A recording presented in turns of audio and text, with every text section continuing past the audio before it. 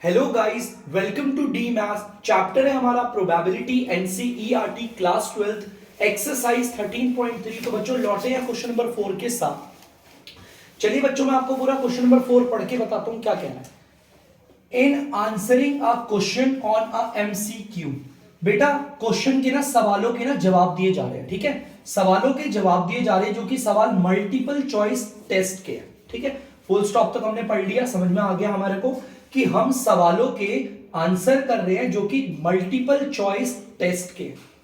MCQ जो होते हैं ना हमारे मल्टीपल चॉइस टेस्ट होते हैं, तो मल्टीपल चॉइस टेस्ट के क्वेश्चन है, हम उनके आंसर्स कर रहे हैं। ठीक है, आगे पढ़ते हैं। A student either knows the answer और गेस, या तो जो स्टूडेंट है मतलब जो विद्यार्थी है, या तो वो आंसर को वाकई में जानता है, नोज द आंसर, या फिर वो गेस कर रहा है।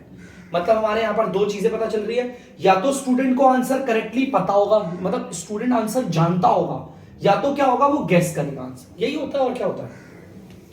Let 3b4 be the probability that he knows the answer.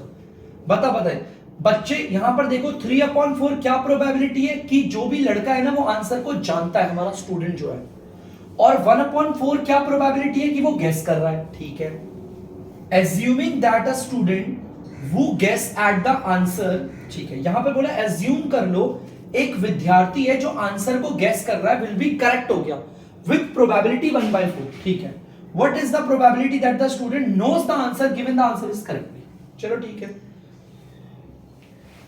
जैसा कि हमने पूरा का पूरा आंसर पढ़ लिया है। ठीक है, और एक काम करते हैं, अब इसे देखते हैं आगे क्या होता है इसमें।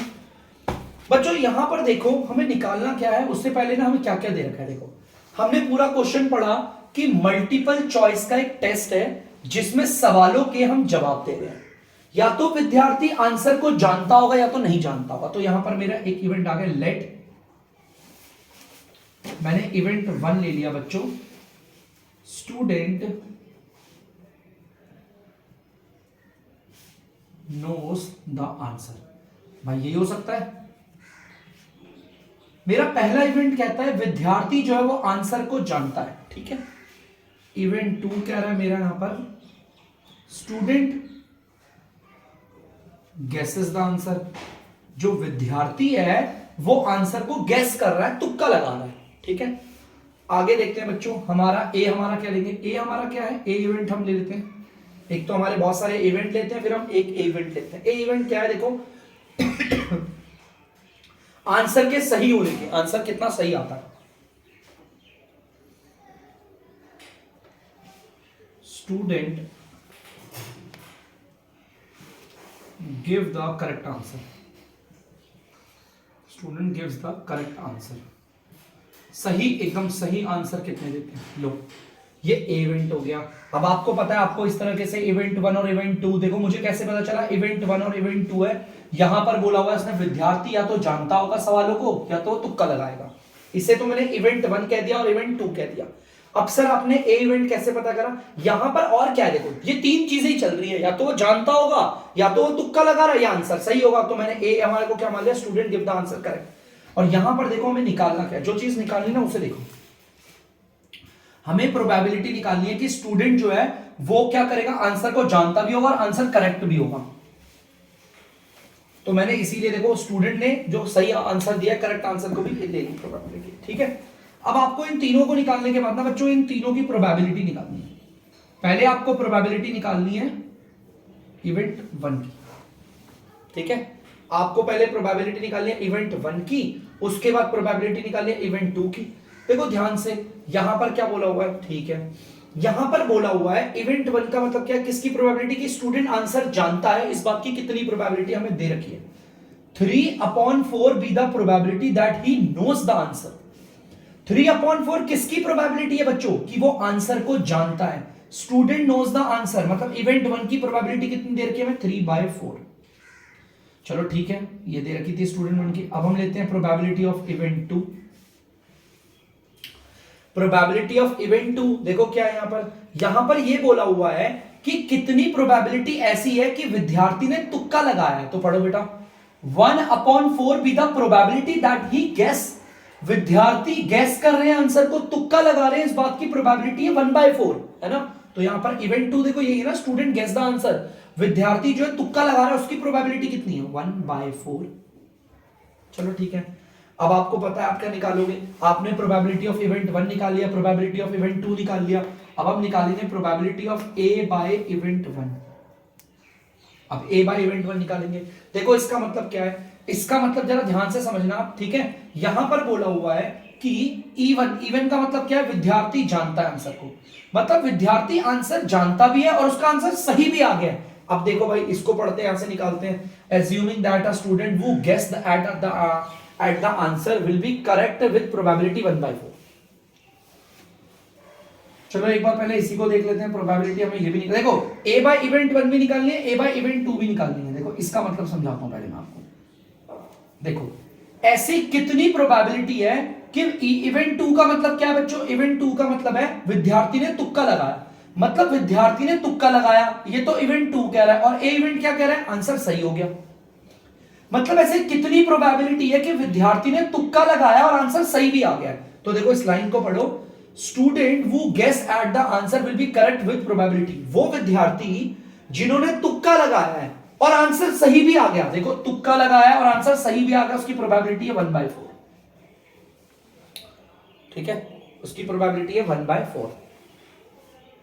आप लोग ध्यान से देखना, ठीक है, उसकी प्रोबेबिलिटी 1/4 है। ठीक है, अब यहां पर a बाय इवेंट 1 आ रहा है। अब सर ये क्या होगा, देखो ध्यान से, इसकी भी समझते हैं जरा, इसके बारे में भी जानते हैं। मतलब यहां पर बोला हुआ है बच्चों, इवेंट 1 का मतलब है कि विद्यार्थी आंसर को जानता है, विद्यार्थी क्या है, आंसर को जानता है।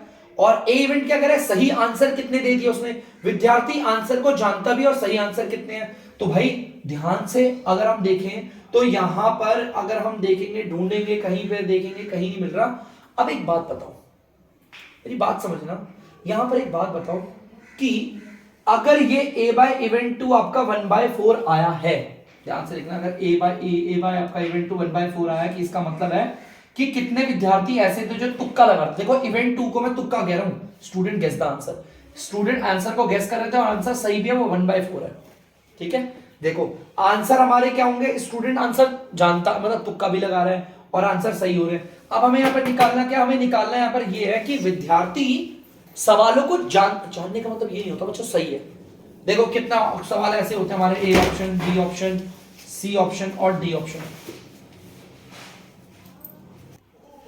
बच्चों ऐसे में 4 ऑप्शन लेता, समझना, देखो ध्यान से मैं कह रहा हूं, जैसे एग्जांपल के तौर पर समझना। मैंने आपसे एक सवाल पूछा, question number 1, question number 2, question number 3, question number 4। मैं बच्चों मान लो आप लोगों से 4 सवाल पूछ रहा हूं और 4 के 4 सवालों के उत्तर भी आपको पता है, तो बताओ आप कितने, देखो 4 सवाल है और 4 के 4 आपको आते हैं, तो आपकी प्रोबेबिलिटी 1 ही तो होगी। यहां पर इसको जरा ध्यान से देखो, इवेंट 1 कह रहा है बच्चे आंसर को जानते हैं, और ए इवेंट क्या कह रहा है, सही उत्तर कितने। अरे यार अगर आंसर को जानते हैं तो सही उत्तर भी कितने देंगे, पूरे में से पूरे ही देंगे, तो 1 आएगी प्रोबेबिलिटी। समझ रहे हो, देखो यहां पर वो यहां पर आंसर को जानते थे, तो करेक्ट कितने होंगे, पूरे में से पूरे ही तो होंगे। अगर मेरे 10 क्वेश्चन आते हैं, मान लो 10 क्वेश्चन में मैं बोलूंगा मैं 10 के 10 आंसर को जानता हूं, तो मेरी प्रोबेबिलिटी 1 ही तो होगी कि 10 आंसर उसमें से 10 में से 10 में से ही दूंगा, है ना। तो यहां पर 1 है। ठीक है, देखो इसे समझना, ये जो मैंने पॉइंट बताया ना, ये वाले पॉइंट को समझना, ये a बाई 1। ठीक है, चलो अब हमें निकालना क्या है, एक बार देखते हैं बेटा। जो भी हमें चीज फाइंड करनी होती है ना, उसे हमेशा ऐसे लिखना, प्रोबेबिलिटी बाय ए। ये तो होगा ही होगा। अब यहां पर क्या आएगा, इवेंट 1 आएगा, इवेंट 2 आएगा, ये देखना होता है। एक बार अपनी पूरी लाइन पढ़ो, यहां पर बोला स्टूडेंट नोज द आंसर। अब स्टूडेंट नोज द आंसर में मैं इवेंट 1 को लूंगा या इवेंट 2 को लूंगा, इवेंट 1 को लूंगा ना, तो यहां पर इवेंट 1 आ गया। और ये है आपकी बायस थ्योरम। बायस थ्योरम से होगा बच्चों, यहां पर लिख देता हूं मैं बायस थ्योरम। ठीक है, आप लोग देख सकते हैं। चलिए इसे अब अप्लाई करते हैं, आपको इसका फॉर्मूला भी पता होगा, probability of event 1 multiply by probability of A by event 1 upon में, यहां पर देखना बच्चों ध्यान से, probability of event 1 multiply by probability of A by event 1 plus probability of event 2 multiply by probability of A by event 2। हम इसके आगे नहीं बढ़ेंगे बच्चों, क्योंकि हमारे पास सिर्फ 2 इवेंट है। ठीक है, यहां पर 2 इवेंट है, इसलिए हम रुक गए यहां पर। चलिए अब नीचे उतारते हैं इसे। प्रोबेबिलिटी ऑफ इवेंट 1 क्या है, आप देख सकते हो, प्रोबेबिलिटी ऑफ इवेंट 3/4 है, multiply by probability of A by event क्या है आपकी 1 है, यहां पर 1 लिख देता हूं, ठीक है। नीचे देखो ये पूरा पूरा सेम है ना, देखो पूरा पूरा सेम है, तो इसे भी ऐसे उतार दूं 3/4 into 1, फिर यहां पर प्लस आ गया बच्चों। अब प्रोबेबिलिटी ऑफ इवेंट 2 बोल रहा है, इवेंट 2 की प्रोबेबिलिटी 1/4 है, multiply by A by E two की प्रोबेबिलिटी 1/4 है। अब इसे सॉल्व करना है बच्चों, देखो देखो और करते हैं सॉल्व। ऊपर तो आपको पता है 3/4 को 1 से करेंगे तो 3/4 मैंने ऐसे लिख दिया, ठीक है। नीचे करते हैं बच्चों, आप देखेंगे ध्यान से, ये 3/4 आ गया, प्लस आप इसे करेंगे 1/16 आ गया, यही आएगा। अगर आप इनका एलसीएम लेकर आप इसे सॉल्व करेंगे बच्चों, तो ध्यान से देखना, तो ये आएगा 16 और कितने में आएगा, 4 के टेबल में 4 बारी में 4 1 5, 5/16 आ रहा है, ठीक है। अब चलिए इसे और सॉल्व कर लेते हैं बच्चों, ध्यान से देखना कैसे सॉल्व करते हैं। ये 16 ऊपर जाके मल्टीप्लाई हो गया और ये 4 नीचे आके मल्टीप्लाई हो गया। काट पीट के आंसर निकालते हैं बच्चों इसका। 4 के टेबल से ये जाता है 1 बारी पे और ये 4 बारी पे। आपको पता है 12/5 इज द आंसर, 3 4 12 और नीचे आ गया 5, तो 12/5 इज द आंसर। ये 22 प्रोबेबिलिटी की 22 थ्योरम की वजह से हुआ था। देखो ध्यान से, यहां पर क्या बोला था उसने, स्टूडेंट आंसर को जानते होंगे।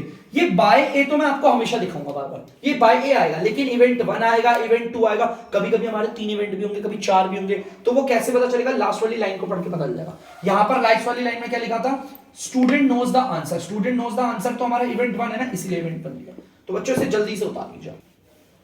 तो बच्चों जैसा कि इससे बच्चों पहले वाला क्वेश्चन था ना, उसमें शायद से नीचे मैंने देखा आंसर थोड़ा रॉन्ग आ रहा था, कुछ कैलकुलेशन में गलती करी थी नीचे, आप लोग एक बार देख लीजिएगा, ठीक है। शायद से मैंने कुछ नीचे डीआर पे कुछ गलती करी थी, आप लोग एक बार जरूर चेक कीजिएगा। क्वेश्चन नंबर 5 देखते हैं। A laboratory blood test is 99% effective in detecting a certain disease when it is in fact present. बेटा एक लेबोरेटरी में ना ब्लड टेस्ट हो रहा है, जिसमें ऐसा पाया गया कि 99% लोगों में बीमारी आ गई है, ऐसा पाया गया। देखो यहां लिखा हुआ, लिख दिया। However, the test also yields a false positive result for 0.5% of a healthy person tested. अब यहां पर हो गया, ऐसा पाया गया कि हमने 99% को टेस्ट तो कर दिया। अब यहां पर बोला हमने 99% को टेस्ट कर दिया, लेकिन यहां पर बोला है कुछ टेस्ट में गलती हो गई। 0.5% ऐसे लोग थे जो हमारे हेल्दी थे, लेकिन उनका रिजल्ट पॉजिटिव आ गया, मतलब उन्हें बीमारी हमने दिखा दी, कुछ गलती हो गई हमसे। देखो यहां पर बोला ना कुछ फॉल्स पॉजिटिव रिजल्ट है, मतलब कि 0.5% ये वो लोग हैं जो हेल्दी थे, लेकिन इनका भी रिजल्ट पॉजिटिव आ गया, कुछ गलती हुई। चलो ठीक, आगे देखते हैं। If a healthy person is tested with इतना probability will be apply has the implies 0.1%, ठीक है, ठीक है। यहां पर बोला हुआ है कि 0.1% of the population, देखो यहां पर देखो 0.1% of the population actually has the disease, मतलब कि हकीकत में पूरी पॉपुलेशन में कितने लोगों को बीमारी थी, 0.1% लोगों को बीमारी थी, हकीकत में, एक्चुअली की बात है, क्योंकि यहां कुछ गलतियां भी हो रही है। What is the probability that a person has the disease? अच्छा ठीक है बच्चों, ये वाली लाइन है, देखो यहां पर मैंने ना पूरा क्वेश्चन पढ़ लिया, पूरे क्वेश्चन में यही चीज पता चल रही है। पहला क्या, इवेंट 1 ये कह रहा है लेट, इवेंट 1 ये कह रहा है पर्सन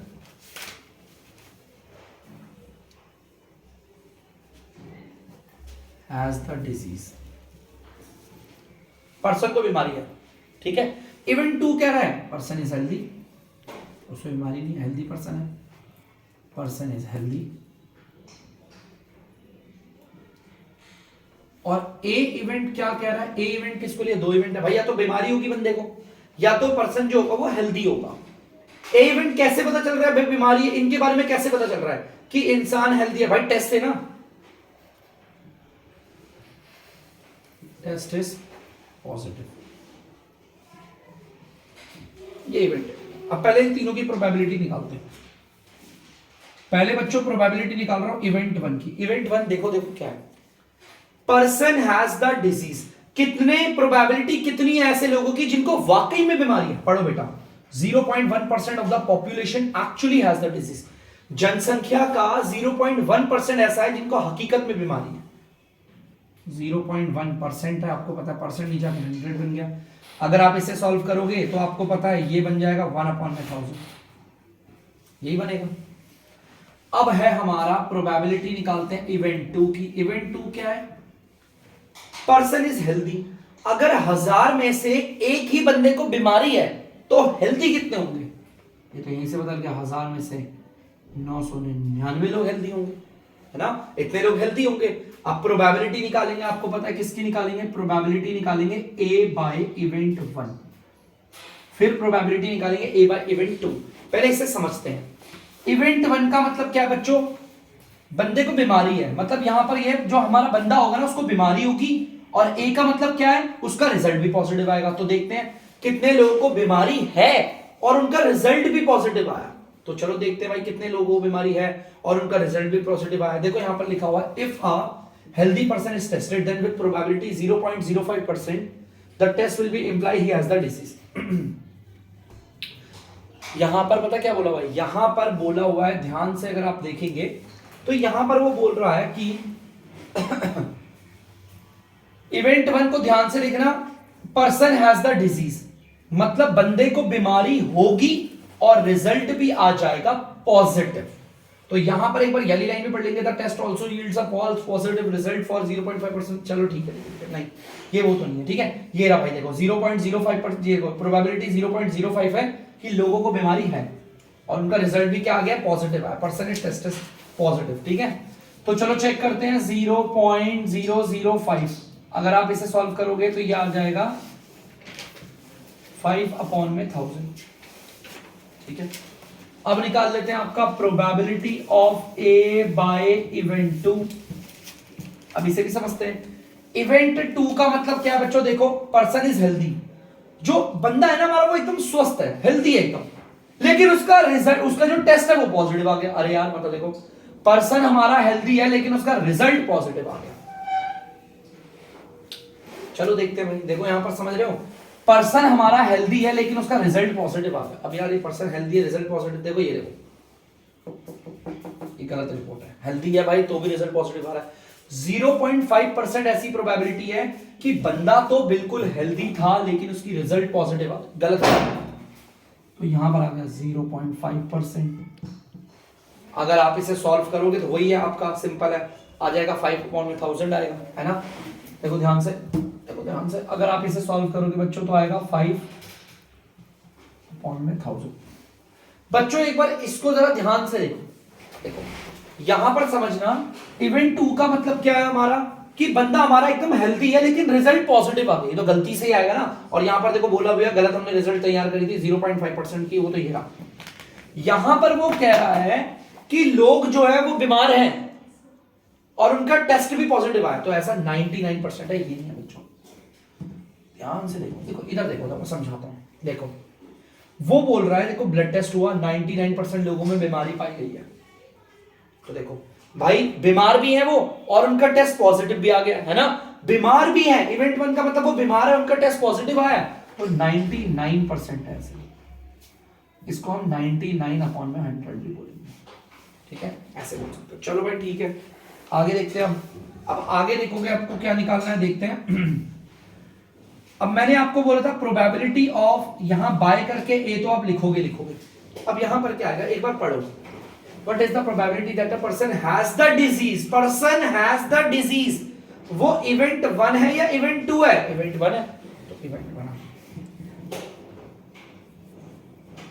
इसका फॉर्मूला होता है probability of event 1 multiply by probability of A by event 1 upon में 22 पे उनके जरिए probability of event 1 multiply by probability of A by event 1 plus probability of event 2 multiply by probability of A by event 2। चलिए values बिठाते हैं, answer निकालते हैं। Probability of event 1 आपकी 1/1000 है, multiply sorry, probability A by event 1 आपकी 99/1000 है, ठीक है। नीचे तो आपको पता है ये पार्ट जो है वो पूरा सेम ही है, तो 1/1000 99/1000। प्रोबेबिलिटी ऑफ इवेंट 2 आप देख सकते हो 999/1000। Probability of A by event 2 आप देख सकते हो 5 आपका है, ए बाय E2 5/1000, ठीक है, ये देख सकते हो। चलो भाई अब इसे भी सॉल्व करते हैं आगे। ऊपर अगर आप सॉल्व करोगे 99 इंटू में 1 2 3 4 5 6, लो ये मल्टीप्लाई करके 99 अपॉन में ये 10 लाख आ गया, ठीक है। नीचे करते हैं, ये भी सेम आएगा 99 अपॉन में 10 लाख, ठीक है, ठीक है। अब आप इसको देखोगे, इसको करते हैं प्लस 5 9 जा 45, 5 9 जा 45 49, 5 9 जा 45 49, 5 9 जा 49 आ गया, तो यही तो आया, और ये आ गया आपका 10,000 10 लाख, ठीक है। चलो 10 लाख, अब 10 लाख की आएगा ना, हाँ बिल्कुल बिल्कुल। अब इन्हें जोड़ देंगे, अब ये जुड़ भी रहा है, देखो बच्चों, इन्हें जोड़ देते हैं जल्दी से, है ना। चलो जोड़ते हैं, देखते हैं कितना आता है फिर आंसर।